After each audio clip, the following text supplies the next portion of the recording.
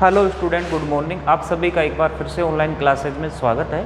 हम उपसंयोगिकों का अध्ययन कर रहे हैं, जिसमें हमने लास्ट वीडियो में उपसंयोगिकों में क्रिस्टल क्षेत्र सिद्धांत का अध्ययन किया था। ठीक है, अब हम इस वीडियो में क्रिस्टल क्षेत्र सिद्धांत अष्टफलकीय संकुल यौगिकों के लिए किस प्रकार से है तथा चतुष्फलकीय संकुल यौगिकों के लिए किस प्रकार से है, उसका हम अध्ययन करेंगे। तो आप एडिंग डालेंगे अष्टफलकीय संकुल यौगिकों में क्रिस्टल क्षेत्र सिद्धांत।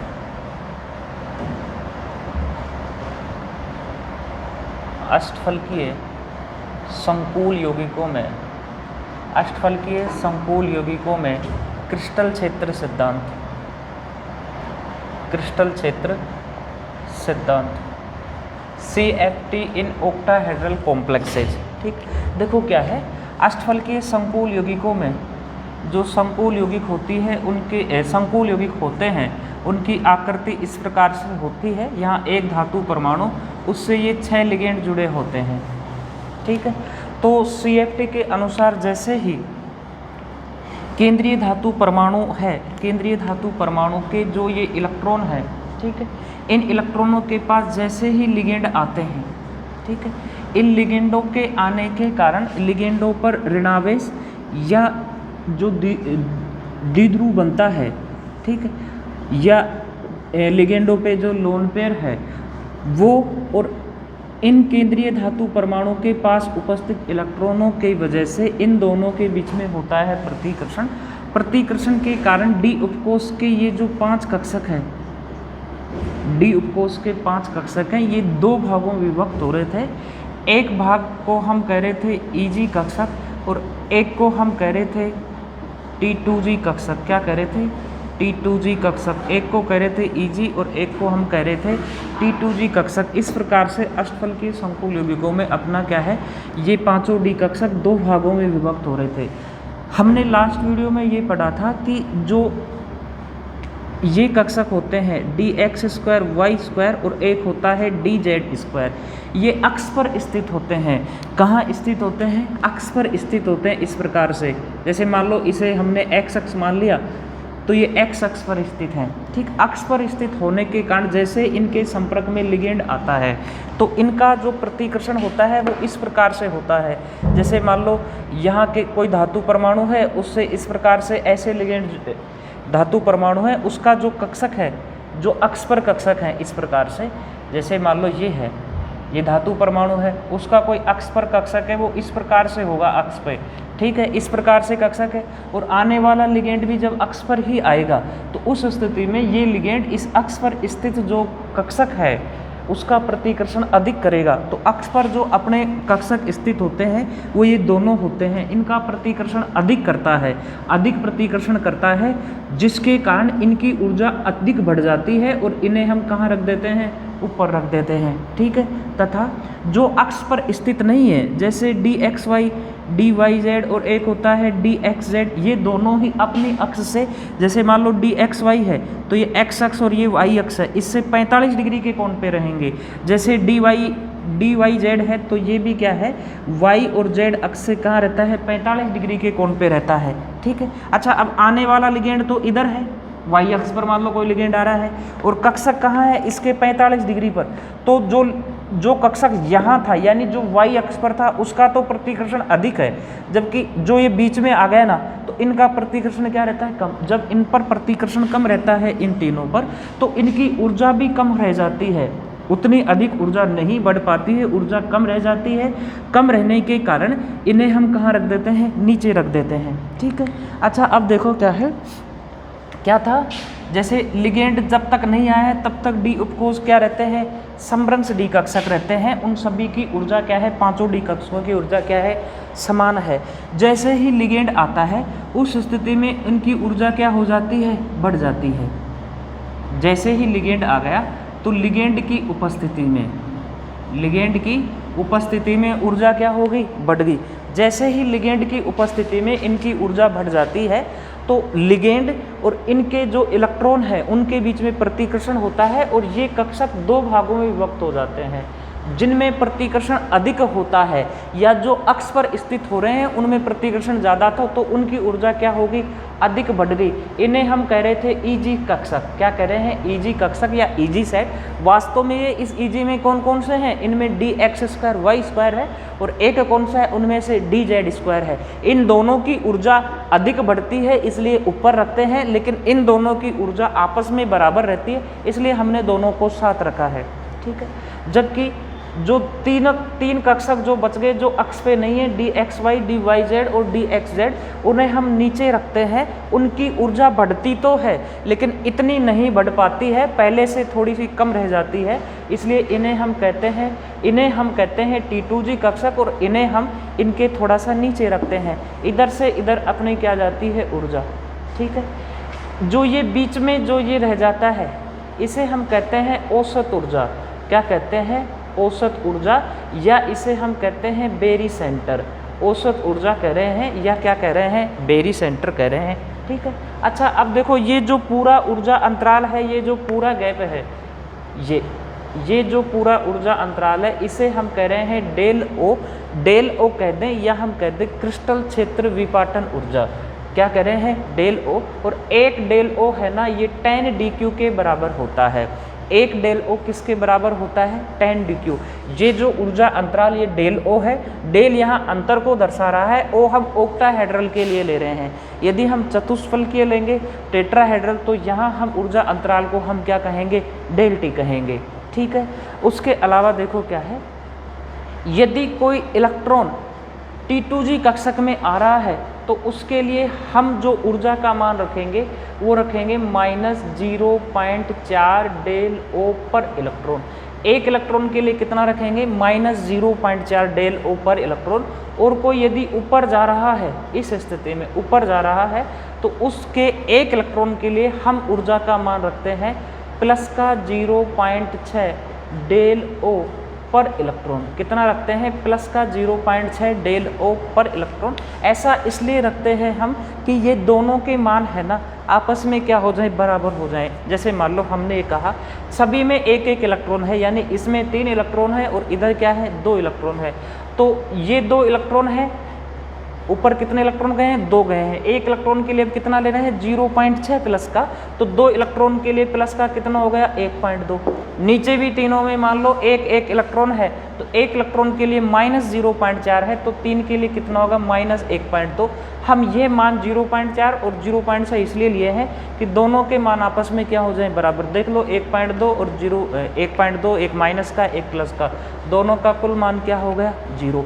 0 का मतलब है जितना ये ऊपर बढ़ता है उतना ही ये नीचे क्या होता है, कम होता है। जब आप इस आरेख को बनाओ इस प्रकार से तो ये लिगेंड की अनुपस्थिति में है डी कक्षक, जिन्हें हम समभ्रंश डी कक्षक कह रहे हैं। यहाँ आते इनकी ऊर्जा बढ़ गई और इनकी जो डीजनरेसी है वो खत्म हो जाती है, समभ्रंशता खत्म हो जाती है। ठीक है, और ये 2 भागों में वक्त हो जाते हैं, एक की ऊर्जा अधिक, एक की ऊर्जा कम।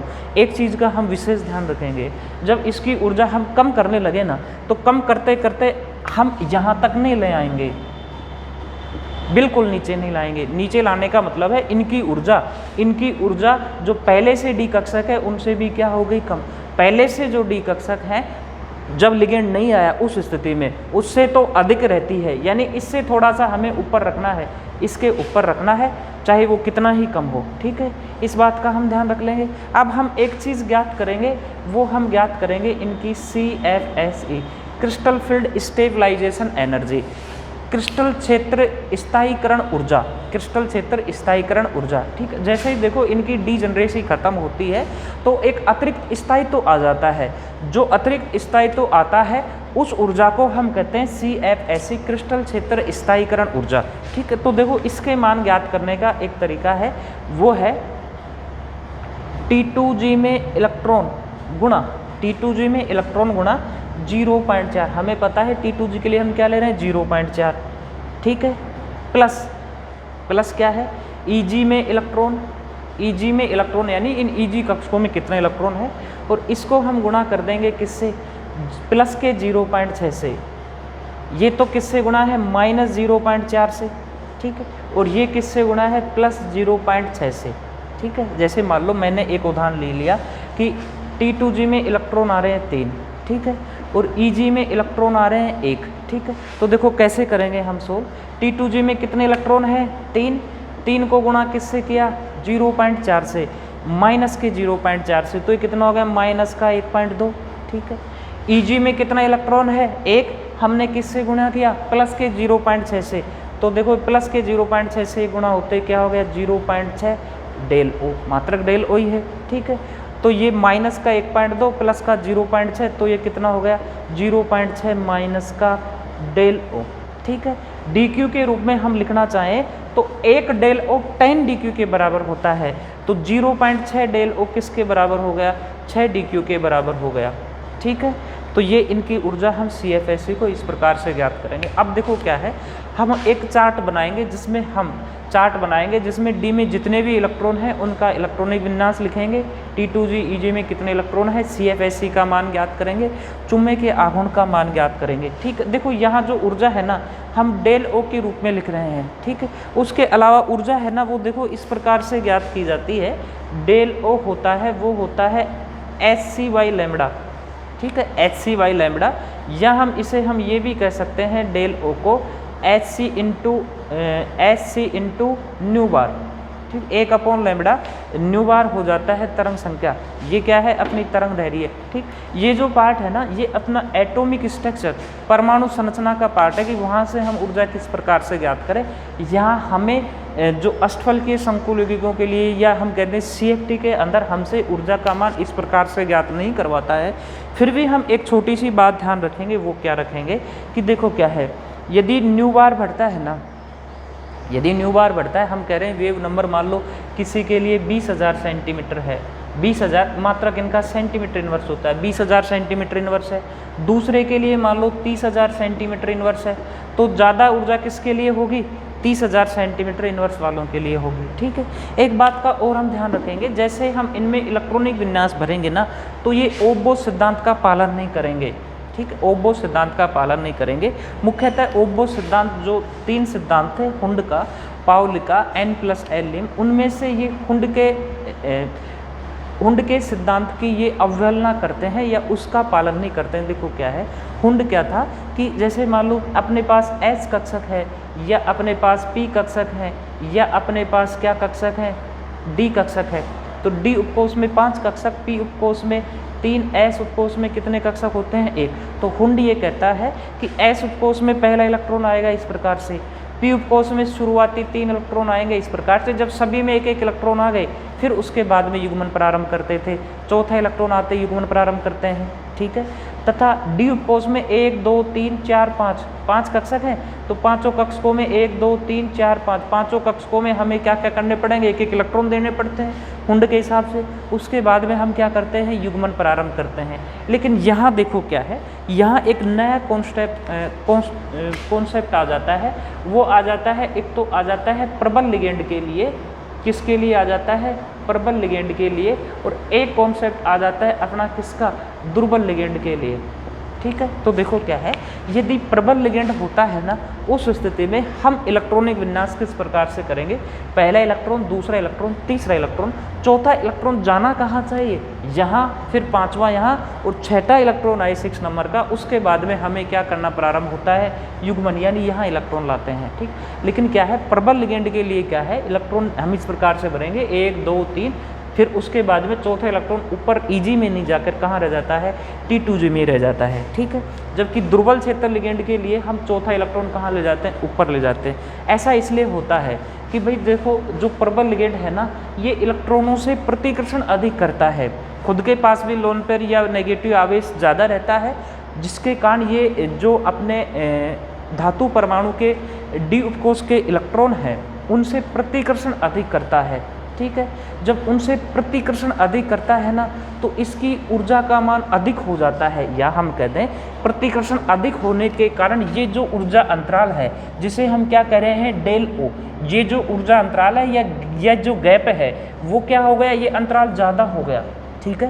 प्रबल लिगेंड के लिए क्या हो गया, ये अंतराल ज़्यादा हो गया, अंतराल ज़्यादा हो गया तो चौथा इलेक्ट्रॉन देखो ऐसे है 1 2 3 इलेक्ट्रॉन आ गए। अब चौथा इलेक्ट्रॉन ये अंतराल कम होता, मान लो ये यहीं होते, ये Eg कक्षक यहीं होते, ये ऊर्जा अंतराल कम है तो चौथा इलेक्ट्रॉन यहाँ आ जाता। लेकिन क्या है, प्रबल लिगेंड ने ज़्यादा प्रतिकर्षण किया है, तो ये ऊर्जा अंतराल क्या हुआ है, ज़्यादा हुआ है। ये प्रबल लिगेंड के लिए क्या हो गया, और भी अधिक हो गया। ये ऊर्जा अंतराल अधिक हो गया तो चौथा इलेक्ट्रॉन इतनी ऊपर न जाकर, यानी उस ऊर्जा अंतराल को पार नहीं कर पाता है और कहाँ रह जाता है, यहीं रह जाता है। पांचवा इलेक्ट्रॉन इस प्रकार से, 6 नंबर का इलेक्ट्रॉन यहाँ से। जब सातवां इलेक्ट्रॉन आएगा तब वो कहाँ जाएगा, ऊपर जाता है ईजी कक्षकों में। तो आप क्या कहोगे, प्रबल क्षेत्र लिगेंडों के लिए डेल ओ ऊर्जा का मान, जो ये विपाटन ऊर्जा है उसका मान ज़्यादा है किसकी तुलना में, युग्मन ऊर्जा पी या पाई की तुलना में। क्या कहोगे, प्रबल क्षेत्र लिगेंडों के लिए डेल ओ का मान ज़्यादा है, इसलिए आने वाला चौथा इलेक्ट्रॉन कहाँ रहता है, T2G में रहता है, EG में नहीं जा पाता है। ठीक है, जबकि दुर्बल क्षेत्र लिगेंडों के लिए क्या है, प्रतिकर्षण कम होता है।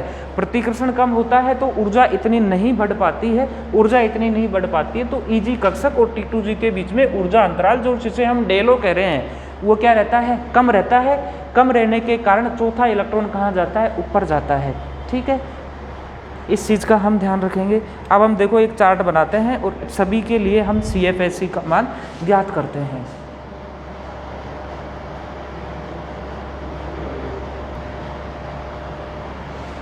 देखो क्या है, अब हम CFSE का मान ज्ञात करना सीखेंगे। किसका मान ज्ञात करना सीखेंगे, CFSE, crystal field stabilisation energy, crystal क्षेत्र स्थायीकरण ऊर्जा। ठीक है, देखो ये तो क्या है, ये डी कक्षक है, ये दो भागों में वक्त हो रहे हैं। एक तो क्या है T2G, एक क्या बना रहे हैं EG। अभी हमने देखा था कि T2G में जाएंगे तो हम ऊर्जा जो CFSE उसका मान रखेंगे -0.4 डेल ओ पर इलेक्ट्रॉन, और EG में जाएंगे तो हम रखेंगे प्लस के 0.6 डेल ओ पर इलेक्ट्रॉन, प्लस का 0.6 डेल ओ पर इलेक्ट्रॉन हम इस प्रकार से मान रखेंगे। ठीक, अच्छा देखो क्या है, हम पहले क्या मानेंगे, मान लो D में एक इलेक्ट्रॉन है, 2 इलेक्ट्रॉन है, 3 है, 4 है, 5 है, 6, 7, 8, 9, 10। हम ये मानेंगे कि डी उपकोष में 1 से लेकर 10 इलेक्ट्रॉन तक हैं, यानी इसका इलेक्ट्रॉनिक विन्यास जैसे मान लो D1 है, ठीक उसी प्रकार से इसका जैसे क्या है D4 है। इस प्रकार से हम करेंगे। पहले हम प्रबल लिगेंडों के लिए ले रहे हैं, उसके पश्चात हम दुर्बल लिगेंडों के लिए करेंगे। प्रबल लिगेंड क्या होती है, इलेक्ट्रॉनिक प्रतिकर्षण अधिक होने के कारण ऊर्जा बढ़ जाती है, और ये जो ऊर्जा अंतराल है वो डेल ओ बढ़ गया, तो आने वाला चौथा इलेक्ट्रॉन T2G में रह जाता है, EG में नहीं जाता है। तो हम क्या करेंगे, इलेक्ट्रॉनिक विन्यास करेंगे पहले इनका। तो देखो किस प्रकार से, पहला इलेक्ट्रॉन कहाँ जाएगा, T2G में, दूसरा भी यहाँ, तीसरा भी यहाँ। D1 इलेक्ट्रॉनिक विन्यास है तो T2G में कितना 1, EG में कितना 0। D2 आ गया तो यहाँ 2, यहाँ भी 0, D3 आ गया तो यहाँ 3 और यहाँ भी 0 हो गए। ठीक है, अब देखो क्या है, चौथा इलेक्ट्रॉन आते ही कहाँ रह जाएगा, T2G में रह जाएगा नीचे। तो T2G में कितने हो गए 4, EG में कितने 0। पांचवा इलेक्ट्रॉन है तो T2G में कितने 5, EG में कितने 0। 6 नंबर का इलेक्ट्रॉन है वो भी कहाँ रहेगा, T2G में ही, तो 6 T2G में, EG में कितने आएंगे 0। अब हम ये देखेंगे कि भाई ये अब जैसे सातवां इलेक्ट्रॉन आएगा ना, तो देखो क्या है, 1 2 3 4 5 6 तक तो हो गए। सातवां इलेक्ट्रॉन कहाँ जाएगा, EG में। तो सातवां इलेक्ट्रॉन आते ही 6 तो T2G में, 1 कहाँ रह गया, EG में। ठीक उसी प्रकार से यहाँ 6, यहाँ 2, यहाँ 6, यहाँ 3, 10 इलेक्ट्रॉन आते ही यहाँ तो कितने हो गए 6, इधर कितने हो गए 4। ठीक, उसके बाद में हम ज्ञात कर रहे हैं अयुग्मित इलेक्ट्रॉन। अयुग्मित इलेक्ट्रॉन का मतलब अकेला इलेक्ट्रॉन। ठीक है, तो देखो क्या है, T2G में 1 है तो अयुग्मित इलेक्ट्रॉन 1, T2G में 2, अयुग्मित इलेक्ट्रॉन 2, T2G में 3 तो अयुग्मित इलेक्ट्रॉन कितने हैं 4। अब देखो T2G में क्या है, 4 इलेक्ट्रॉन आ गए। इस प्रकार से देखना, T2G कक्षक कितने हैं कुल 3, और आगे कितने 4 इलेक्ट्रॉन, 1 2 3 और ये 4 इलेक्ट्रॉन। 4 इलेक्ट्रॉन आते अयुग्मित इलेक्ट्रॉन कितने बच गए 2। ठीक उसी प्रकार से 5वां इलेक्ट्रॉन आ गया तो अयुग्मित कितना बच गया 1। 6 इलेक्ट्रॉन आते अयुग्मित कितना बचा 0। अब देखो क्या है, 6 इलेक्ट्रॉन यहाँ है तो अयुग्मित इलेक्ट्रॉन यहाँ तो कितने 0, लेकिन EG में कितने कक्षक होते हैं 2। EG में कितने इलेक्ट्रॉन है 1, तो ये अकेला है, तो ये क्या है अयुग्मित इलेक्ट्रॉन क्या है अपना 1। ठीक है, उसके पश्चात देखो क्या है, EG में 2 इलेक्ट्रॉन है। इस प्रकार से ये तो अयुग्मित इलेक्ट्रॉन कितने आ गए 2। EG में 3 इलेक्ट्रॉन आते ही इस प्रकार से हो गया, तो कितने इलेक्ट्रॉन बच गए अयुग्मित 1, तो इसे हमने लिख दिया 1। ठीक, उसके बाद में EG में कितने हैं 4, तो EG में 4, T2G में 6, तो अयुग्मित इलेक्ट्रॉन कितने बचे अपने पास में 0। ठीक, उसके बाद में हमने लिख रखा है चुम्बे के आघूर्ण। चुम्बे के आघूर्ण ज्ञात करने का सूत्र होता है μ = n n + 2 और इसका क्या हो जाता है रूट। ठीक है। यदि देखो भाई क्या है, यदि अयुग्मित इलेक्ट्रॉन 1 है ना, तो यहाँ हम 1 रखेंगे, 1 और 2 कितने हो गए 3, 3 को 1 से गुणा किया तो 3, तो क्या हो गया ये √3, ठीक है। n का मान 2 रखें तो देखो 2 और 2 4, 4 को n का मान 2 है उससे गुणा किया तो क्या हो गया √8, कितना हो गया √8। 3 को किया तो क्या हो गया 3 और 2 5 और 3 से गुणा किया तो क्या हो गया √15, ठीक। या तो आप इस प्रकार से ज्ञात करो, इस प्रकार से ज्ञात नहीं करो तो आपको एक तरीका बता रहा है, जितना अयुग्मित इलेक्ट्रॉन है उतने ही पॉइंट लगा के कोई संख्या लिख दो, 1.73, 1.80, ये 3 है तो इसके आगे आप क्या लिख दोगे 3.90, ये 2 है तो क्या लिख दोगे 2.80, इस प्रकार से 1 है तो क्या आ गया 1.73, ये 0 है तो क्या आ गया 0, 1 है तो देखो वही अपना क्या आ गया √3, 2 है तो क्या आ गया √8, 1 है तो क्या आ गया √3, 0 है तो क्या आ गया अपना 0। अच्छा अब देखो, अब हमें एक चीज़ और देखनी है कि यहाँ जो कक्षक है वो जो इलेक्ट्रॉनिक विन्यास के हिसाब से ये अनुचुंबकीय अष्टफलकीय संकुल यौगिक है या प्रति चुंबकीय संकुल यौगिक है CFT के अनुसार, ठीक। तो देखना हमें ये करना है, यदि अयुग्मित इलेक्ट्रॉन दिख जाए ना, अनपेयर्ड इलेक्ट्रॉन दिख जाए, तब हम कहते हैं अनुचुंबकीय, नहीं तो क्या है प्रति चुंबकीय। ये देखो अयुग्मित इलेक्ट्रॉन है संख्या में तो ये क्या हो गया अनुचुंबकीय, ये भी क्या हो गए अनुचुंबकीय। यहाँ अयुग्मित इलेक्ट्रॉन 3 है तो ये भी क्या हो गए अनुचुंबकीय। यहाँ 1 भी नहीं है तो ये क्या हो गया प्रतिचुंबकीय। यहाँ भी 1 भी नहीं है तो ये क्या हो गया प्रतिचुंबकीय। कैसा हो गया प्रतिचुंबकीय। बाकी सभी में अयुग्मित इलेक्ट्रॉन है, चाहे 1 हो 2 हो, तो वो सभी क्या है आपके अनुचुंबकीय। ये भी अनुचुंबकीय, ये भी क्या है अनुचुंबकीय, तो ये सभी भी क्या है, ये दोनों भी क्या है अनुचुंबकीय। अब जो मेन पॉइंट अपना आता है वो आता है इनकी CFSE का मान ज्ञात करना। हम किसका मान ज्ञात करेंगे, इनकी CFSE crystal field stabilisation energy, उसका मान ज्ञात करेंगे। कैसे, T2G में इलेक्ट्रॉन गुणा 0.4 प्लस EG में इलेक्ट्रॉन गुणा में क्या है 0.6, मात्रक हम क्या ले रहे हैं उसका ΔO, ठीक है। तो देखो क्या है, T2G में कितने इलेक्ट्रॉन है अपना 1, मैं इधर लिख रहा हूँ T2G में इलेक्ट्रॉन गुणा में क्या है -0.4, -0.4 प्लस EG में इलेक्ट्रॉन गुणा में क्या है प्लस का 0.6, ठीक है। T2G में कितने इलेक्ट्रॉन है 1, तो 1 को 0.4 से गुणा किया तो कितना आ गया माइनस का 0.4। EG में कुछ भी नहीं है तो कुछ भी नहीं आएगा, क्या हो गया -0.4 ΔO। अब दूसरा आ गया तो T2G में कितने इलेक्ट्रॉन हो गए 2, 1 के लिए -0.4 है, 2 के लिए कितना हो गया -0.8, 3 आते ही क्या हो गया -1.2 ΔO। अच्छा अब देखो चौथा इलेक्ट्रॉन आते ही, 1 इलेक्ट्रॉन T2G में है तो माइनस का 0.4 है, तो 4 आते ही क्या हो गया माइनस का 1.6 ΔO। अब 5 इलेक्ट्रॉन होते ही क्या हो गया माइनस का 2.0 ΔO। अब देखो 6 इलेक्ट्रॉन होते ही क्या हो गया माइनस का 2.4 ΔO। कहने का मतलब ये है कि EG में तो इलेक्ट्रॉन बढ़ नहीं रहा, इलेक्ट्रॉन किस में बढ़ रहा है T2G में, और T2G में 1 इलेक्ट्रॉन आता है तो उसके लिए हम -0.4 लेते हैं। अब देखो EG में 1 इलेक्ट्रॉन था, 2 था, 3 था, यानी हम ये कहते हैं यहाँ से लेकर और यहाँ तक T2G में धीरे धीरे एक इलेक्ट्रॉन बढ़ रहा है, एक इलेक्ट्रॉन बढ़ रहा है, यानी CFSE का मान अपना 0.4 बढ़ता जाएगा। आप इधर से लेकर इधर तक 0.4 का मान बढ़ाते चलो तो कहाँ तक आ गए हम 2.4 ΔO तक आ गए। अब है अपना जब D में 7 इलेक्ट्रॉन है उस स्थिति में क्या CFSE क्या रहेगी, देखो क्या है। अब T2G में कितने इलेक्ट्रॉन है 6, तो 1 इलेक्ट्रॉन के लिए 0. तो 6 के लिए कितना हो गया -2.4। अब EG में कितना इलेक्ट्रॉन आ गया 1, तो EG में 1 आते ही प्लस का कितना हो गया 0.6। इनको देख लो -2.4 प्लस का 0.6 तो कितना हो गया माइनस का 1.8 ΔO। अब EG में कितने आ गए 2 आते ही इसको 2 से गुणा करना पड़ेगा, तो ये क्या हो गया -2.4 और प्लस का कितना हो गया 1.2, तो कितना रह गया माइनस का 1.2 ΔO, ठीक है। अब EG में कितने इलेक्ट्रॉन आ गए 3 आते 1 आता है तो माइनस का 0.6 है, 3 आते ही कितना हो गया प्लस 0.6 गुणा में 3, तो ये प्लस का कितना होगा 1.8, तो कितना बच गया माइनस का 1.6 ΔO। अब देखो T2G में 6 और EG में कितने 4, तो यहाँ हम किससे गुणा करेंगे 4 से गुणा होते ये क्या हो गया प्लस का 2.4 -2.4 प्लस 2.4 ये क्या हो गए 0, ठीक है। तो इस प्रकार से हमने क्या ज्ञात की है प्रबल क्षेत्र लिगेंडों की उपस्थिति में इनकी CFSC का मान ज्ञात किया है, अनुचुंबकीय प्रतिचुंबकीय गुण आदि का मान ज्ञात किया है। अब हम दुर्बल क्षेत्र लिगेंडों की उपस्थिति में ज्ञात करेंगे और जो चतुष्फलकीय संकुल यौगिक है उनके लिए चतुष्फलकीय संकुल यौगिक है उनमें हम CFT का अध्ययन करेंगे। ठीक है, तो देखना एक चीज़ का और ध्यान रखना है, जब प्रबल लिगेंड है ना तो आने वाला चौथा इलेक्ट्रॉन नीचे ही रह जाता है, 1 2 3 ऊपर नहीं जाता है, नीचे ही रह जाता है। इन्हें हम निम्न प्रचक्रण संकुल यौगिक भी कह देते हैं। फिलहाल के लिए इस वीडियो में इतना ही। Thank you very much.